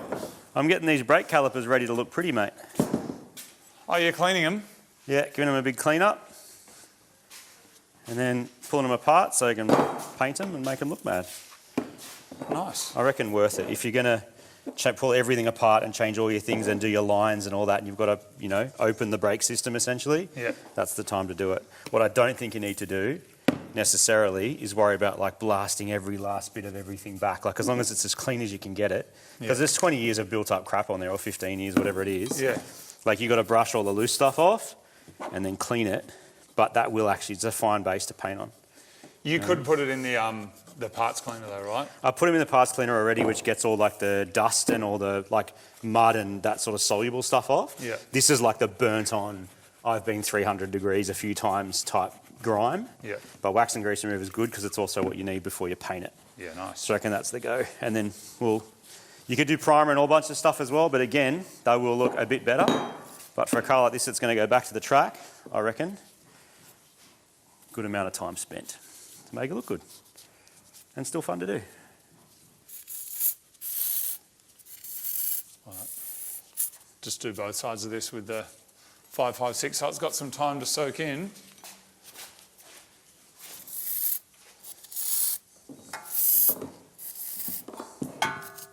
If you do want to keep up with what is going on with Mighty Car Mods, there is a lot of other kind of social stuff happening. So we've got, there's an Instagram, the Facebook page, there's TikTok. We'll put all the links of those things down below.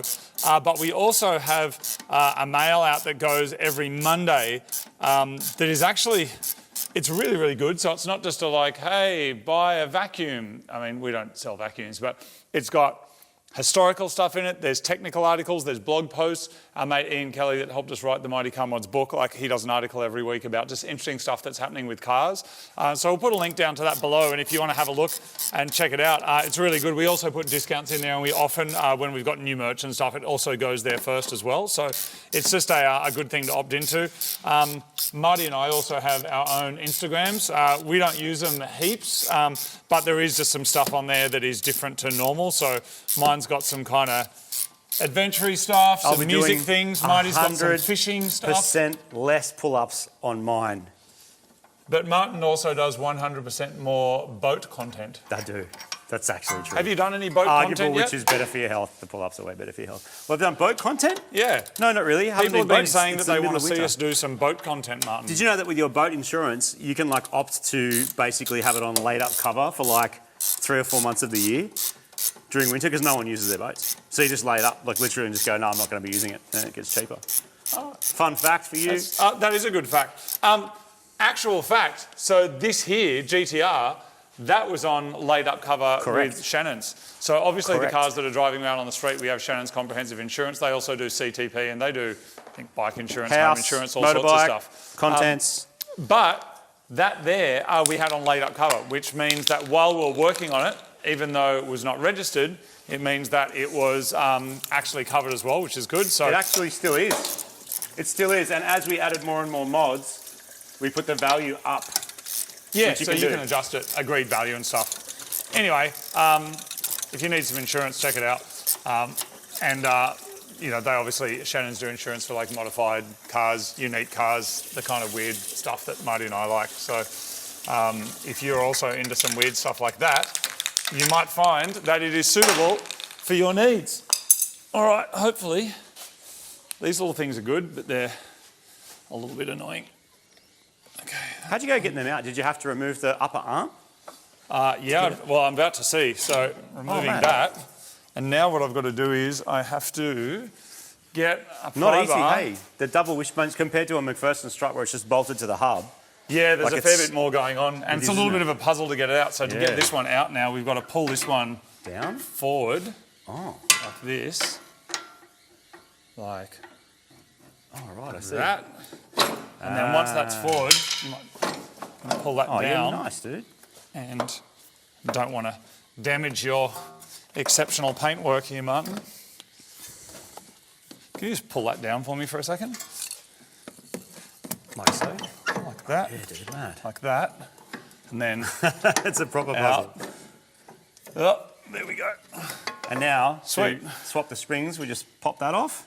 Yep. And then new spring on, and you'll probably find because they're lowered springs, we don't actually need to use hectic spring compressors or anything to get it off. We just swap them over. This is a good thing about lowering springs. It's generally easy to put on. This has the weird stuff on it too. Look. It's weird goo. Yeah. Cool. Have you got the springs over there? I do, in this box. We're going to begin? Yep. Okay, sweet. All right, so I'm going to dust on a coat of red caliper paint. I only have about this much, so it's got to make it through all the calipers on the entire car. I might have more in there, I don't know. This is, we're just going to use paint for this one. On the GTR and a few of the other cars lately, we've actually had them fully deconstructed and powder coated and then reassembled by a friend of ours called Rondi, who runs On the Brakes. And he has done an amazing job with a car like that, especially something that's like, you know, basically show car spec.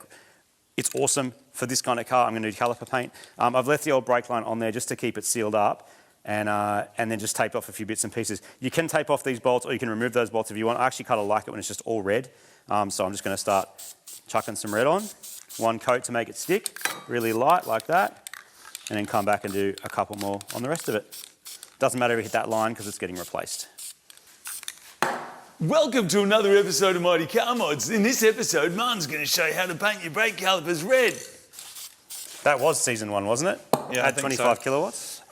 You know, sometimes when we make videos these days and you kind of, I remember with the GTR, like we built an engine, stuck it in the car, like did all the suspension stuff, and the video goes for 28 minutes, and people are like, your video's not long enough. Season 1 episodes, 2.5 minutes. Yeah, it wasn't like the how to not get your car stolen, like 2 minutes. How to install a security switch or something was 2.5 minutes. Start button, how to black your car, like just a couple of minutes. So and then fun. People wanted longer and longer stuff, and then TikTok came and everyone shorted stuff, and then streaming platforms came and they want longer stuff. And the thing is, though, here's the thing: it's like it changes depending on what you want to do. Yeah. Because if in 2008 someone said, "Do you want to build a GTR?" What would your answer have been?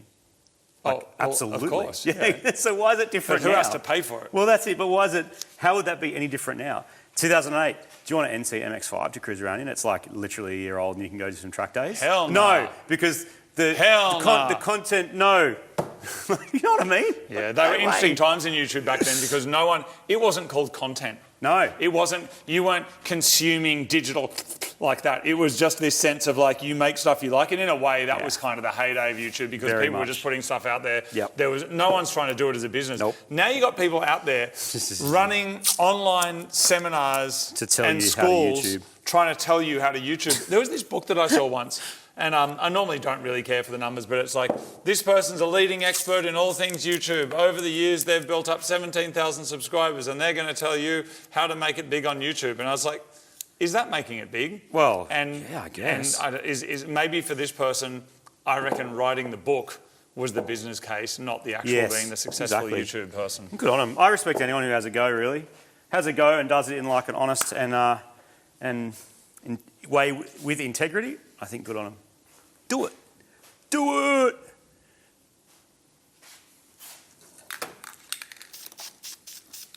What I like about YouTube now, though, Martin, is that it's big enough that there is such a mad variety of things to see that if you're into a certain kind of thing to do with cars, there will be a video for it. There's people doing road trips, there's people doing specific mods, and I'm for all of it. Because you can do YouTube and you can do influencing. God, I hate that word, influencing.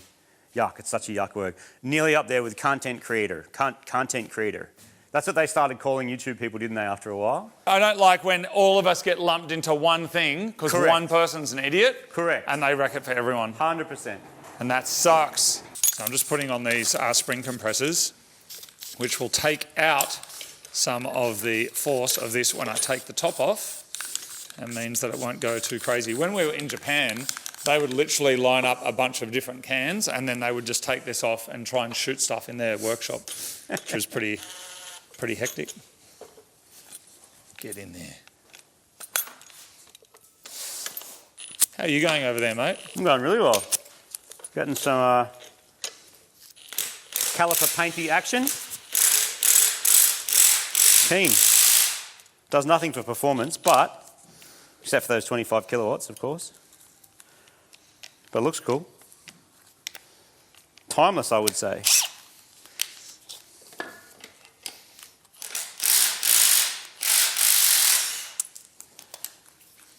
Why do you reckon there hasn't been like a movement against painted brake calipers yet? Because it doesn't really hurt anyone, does it? Yeah, but like, you know, if something's kind of considered cool, then eventually someone will go, that's not cool anymore, like fashion, you know what I mean? Is it not cool anymore? And being so like into fashion. You're into fashion? These are the things that I think about. Oh, I forgot that you were so into fashion, Martin.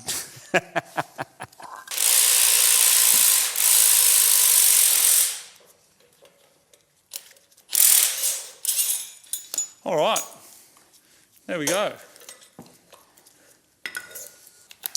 So, I am ready now, Martin. Awesome. For your lowered spring.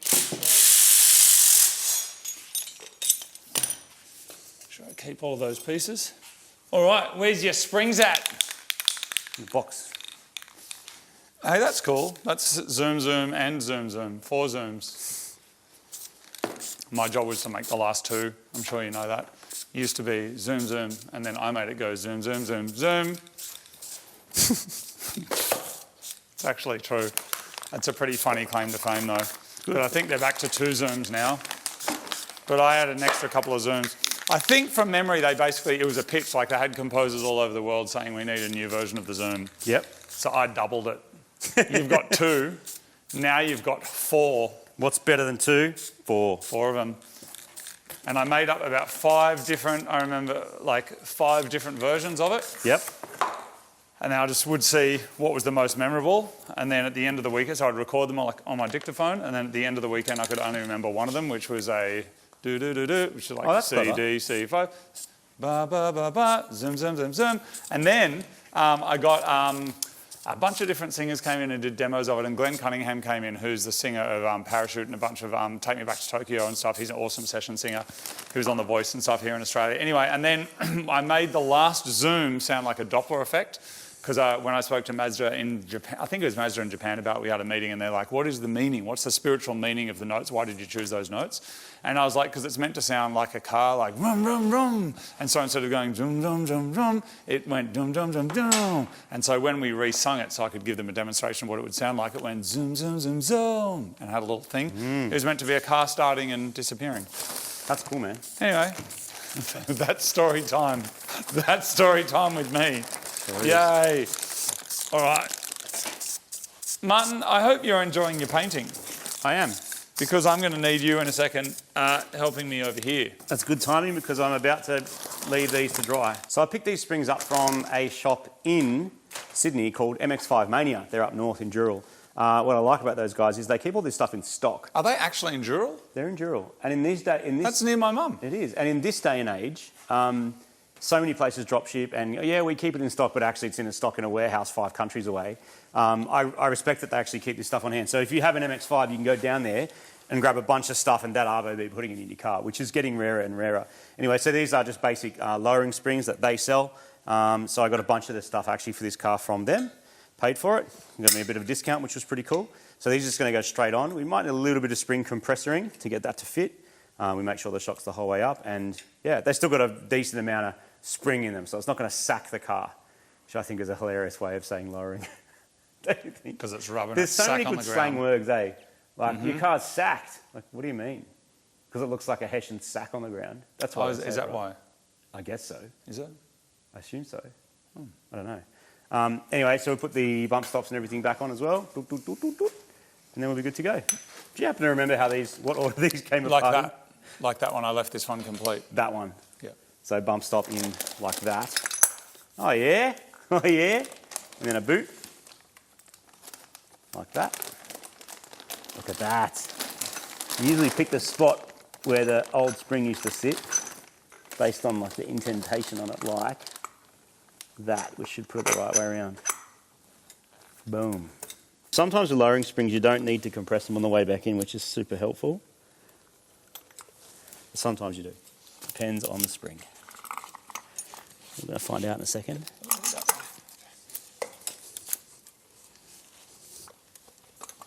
Can you get almost there? No, I don't think so. I think it's too high up. All right, I'll attach some doodles to it then.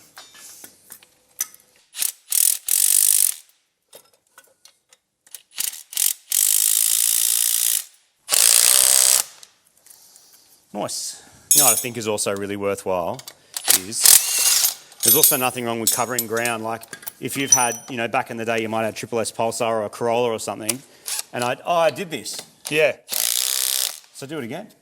Yeah. Did you enjoy it the first time? Is it fun? Does the idea excite you? Like, go and do another one. Yeah. And you kind of know, like, first time we did this, I would be like researching it for a day in advance, trying to work out to make sure. But now you get the sense and the practice. You can kind of just go for it. Yeah. And do all the fun stuff. Because it is very satisfying, like working with your hands. Look how long that spring is, dude. It's a monster for a little MX5. Look how long it is. Look compared to that. So you can see a bit of difference there. A little, yeah.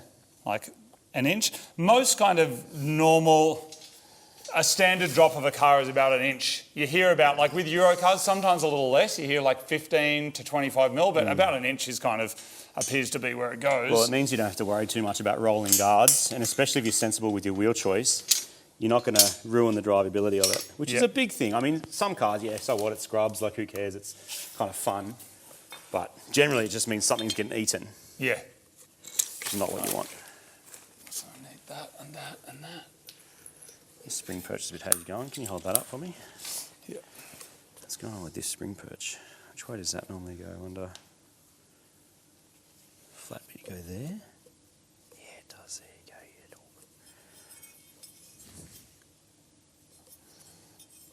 go. Yeah, anything else going here? We've still got this. Goes on the. Goes, yeah, shove him on. Just leave it. And this one. Try and line up the same spot just so you don't. So the alignment works. Oh, yeah. Awesome. So nice. Maybe more of a drop in the back than the front, or yeah, looks like it. For whatever reason, these compress a lot more, I guess, too. All right. Here we go. Absolutely necessary, I think, when doing suspension is a rattle gun of some description. Whether it's an air one or a battery one like that, trying to do that by hand.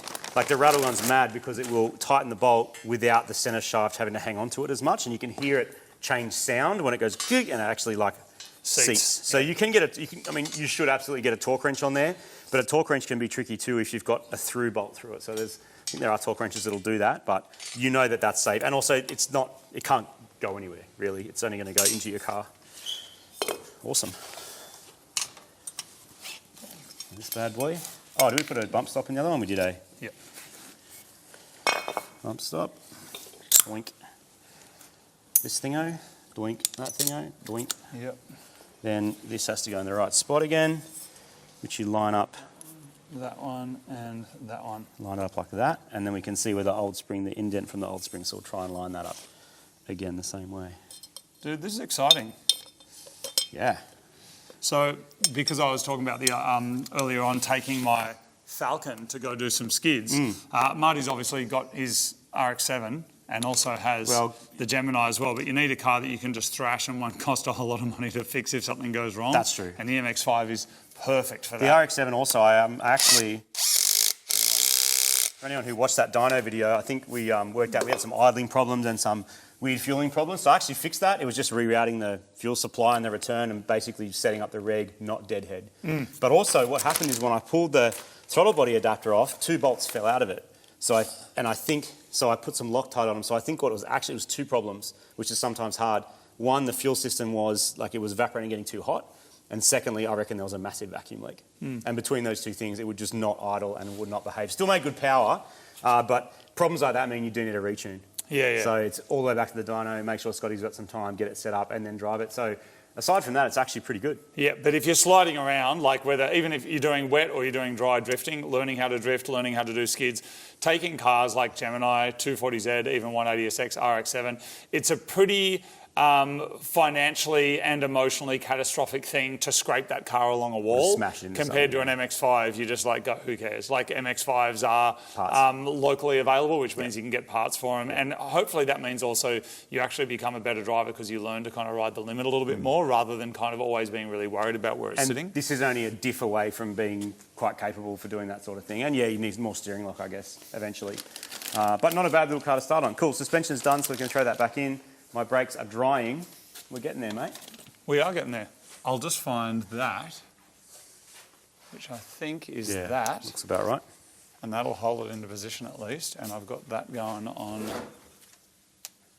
Half right. I still have to picture myself sitting in the driver's seat though. And then I second guess myself and go, would it be different if I was in America? Do you know why? Because when you come from a music background, you have stage right. Oh, true. Which is the opposite. Yes. But then your left speaker's over, you know what I mean? Yeah. It's silly. It's one of those things. But when you're the sound guy, your left speaker is on stage right. You know what's the most confusing thing ever? Is when people say someone's at 12 o'clock or 6 o'clock or 3 o'clock. I know, I like that. No, because think about it, because 12 o'clock straight up, right? And 6 o'clock straight down. No, but you're the centre of the clock, so 12 o'clock Exactly, I'm the centre of the clock, so 12 is that way. No, because the clock's lying on its ass. What? Clocks don't lie on their ass. This is the thing why I think it's confusing. It's a Salvador Someone Dali goes, clock, if they're on your 6, I'm like... No, that means they're behind you. But they can't be, because 6 is down. No, it's not. So 3 o'clock would be that way, right? Okay, let's play this game again. Do you want to lie down on the ground, or should we put some suspension in? Just go up this way? How's it go? How'd you get in? Slide the bottom up in through that hole there. No, sorry, the top through the bottom. Yep. Through there? Yep. Through that hole? Yep. Yeah. Am I doing it? Yep. No, I'm caught up. Dude, this is tricky. Yep. I had the easier job painting some brakes while you did this. Correct. What's it caught on now? Spin it to the right. Everything. Hey. Spinning. Yep, that's it. And then this one here needs to be hand doodled. Can that go up further? Not really. Is it in? Can you see from there? Yep, probably.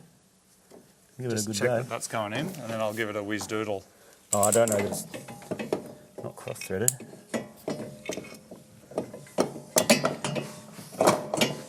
It's on a bit of a funny angle, I think, is the problem. Is there any chance we can push it in? Like actually push it? Yeah, I can pull this down. Hold on a second. It might be quite difficult, because is the sway bar still connected or no? No, I removed the sway bar. A little bit more. Oh, a tiny bit more. Tiny bit more. I'm trying. If I sit on you, does that help? Oh, dude, it's so close. Yep, there we go. It's not quite in. Hang on, it's not quite in. Wait. Oh, I need to hammer it with something. Have you got anything big I can hammer it with, like a dong hammer? Yeah. Here, found this one. Try that. That's the most awkward suspension install of all time. Got it done though. Shit, dude. See, yeah, the thing is, when you're an MX5 owner, you got to do what you got to do. Yeah, but also the teamwork, man. Yeah. And the thing is, if you're an MX5 owner, you're absolutely going to be able to get people to come and help you. Because everybody gets it. Dude, that is in. They just get it. What holds the shock on? That bolt? What? Does that bolt hold the shock on? It looks like the kind of bolt that would hold a shock on. That? Yeah. Yep, that goes through the back. Yeah, chuck that on. But that one there's got to go in there. But I don't know when. Maybe we do that one last. Yeah, we'll get it. Do these springs look good? Looks cool. It's inexpensive and effective. I'm curious to see what height it is, especially with the aftermarket wheels. Yeah. I think it's going to be great. Yeah, it should look good. And maybe a basic wheel alignment. You don't have to necessarily wheel align after you just do springs, because you haven't really changed the alignment. But then again, where the car sits may change as well. So that could affect your toe in, toe out, stuff like that. So don't have to drive to the wheel alignment shop, it'll be totally fine. But a very basic 4-wheel alignment would probably be worthwhile, and probably what we will do once this is all done and our brakes are bled and everything else is finished. Just stick that in the hole. Watch the top. Hang on. Do we go over that first? Yeah, that's it. And then down a little bit, please? Yeah. Oh. You good? It's low enough, you just got to spin it. Yep. Yeah, but now we're not going to get that fork on is my worry. Can't spin it? Can, but I think that's the thing with the strut top here. Like, you know what I'm saying? If you don't get it perfectly lined up on the top and the bottom when you put it back on, which is what these are a bit tricky actually. Yeah. Because you end up with the angle being slightly off. But can we loosen that from up in We can there? relax it a little bit, yeah. Not the whole way, but that's definitely the fix. All right. All right, does that turn it all? No. No, there's a lot of pressure on it. Oh, it's moving though, right? Or is it not?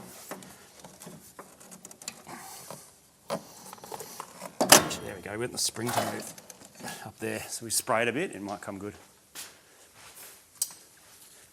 Spray.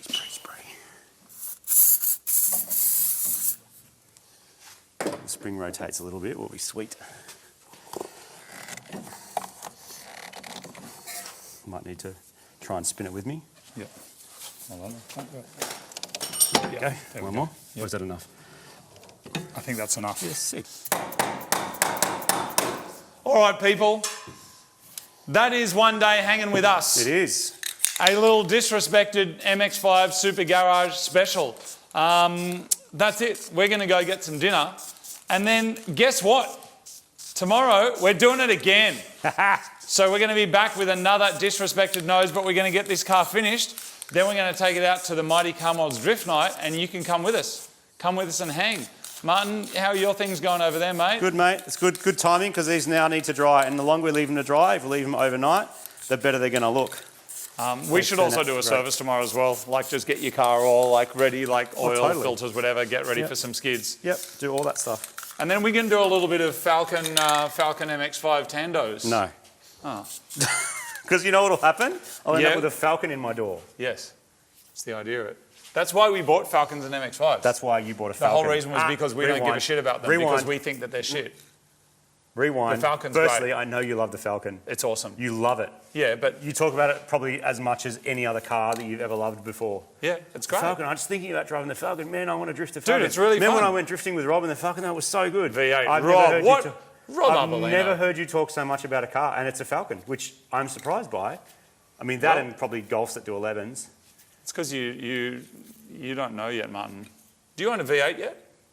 No, I did at RS4. I downgraded, but also upgraded. Yeah. That car's coming soon. That one I'm so excited about. Not an RS4. No. Anyway, so we're going to take them to do some skids. The reason we got the MX5 and the XR8 is because we don't like them. That's why we got them. Incorrect. I bought both of them, so I'm the one. I'm the one who knows. No, we bought them so that you can have like a cool thrash car. Oh yeah. And have fun with it. Yeah. You kept asking me, what have you got that you can jump in right now and go and do a track day? That's what I'd say. And the answer was always like, super turbo except needs a fuel pump. Miri except it needs an No, too much weird stuff. Too much. Yeah, Yaris, you should have never sold it, by the way. You should still have that because that was kind of cool, even though I didn't like it. Yeah. I got a couple of options. You know, there's BRZ. Correct. There's the newer Mini Cooper. Correct. Which we constantly forget about, but we are doing some cool stuff with that soon. That is our alarm that says that we actually have to finish for the day. All right. Anyway, we're going to be back for more Disrespected tomorrow. Quick reminder, if you do want to get something from the Mighty Car Mod shop, someone is going to get a full pallet of gear, thanks to our friends at Ryobi. Pretty cool. Every single one of you, though, will get something. We got like heaps of other runner-up prizes, lots of Mighty Car Mods merch. Every single one of you will get something. There's a thing dropping down. Spend $50. It'll add a mystery item to your cart. We'll send it to you anywhere in the world. Hope you enjoyed this. You asked for the Disrespected nose. You did. You asked for it so much. So you got it. And you got it. You're probably going to get two of them. All right. See you tomorrow or the next day. Bye, bye, bye, bye, bye.